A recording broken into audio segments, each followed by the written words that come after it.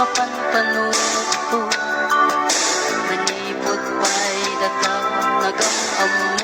Angel's Burger, hindi naman talaga totoo yung sinasabi nilang unang kagat, tinapay lahat. Ito na sige na, mainit-init pa yan. Nang dadtipang bara, awang matipang tulak na. Sa penalipatak mo, di danom ko. Agsaid-said digak to, di damdaman. Siya nga pala, anong ginagawa mo dito? Dito ka pumupunta pag mag-isa mo lang?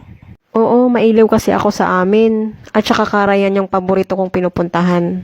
Kaya dito na ako dumidiretso. Anong Karayan? Kainan ba yon?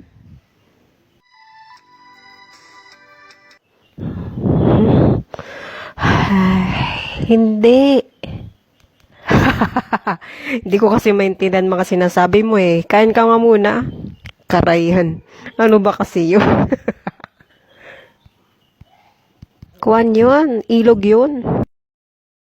So, matagal ka na dito sa Manila? Oo, pasaray 1 bulan na rin. Kaya mailiw na ako sa amin. Anong mailiw? Alam ko na. Namimiss mo na pamilya mo. Alam mo, ganyan din ako nun. Pero nasanay na rin ako. Pero kailangan mong mag-ingat.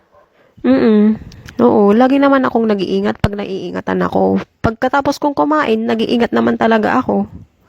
Ikaw, hindi ka ba nag-iingat pagkatapos mong kumain? Kababain naman pag may tinga ka. Tinga? Paano ako magkakatinga?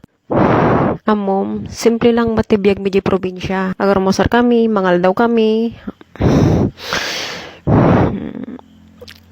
Mangmalom kami, ngamnod duma, agkilaban kami. Katal kami kamuti, agroros kami marunggay, mayat adyo yan kasi dami.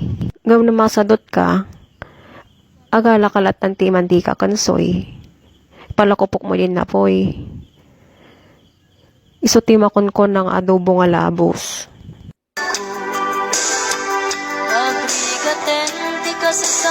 Adobunog, kandalag di Karayan.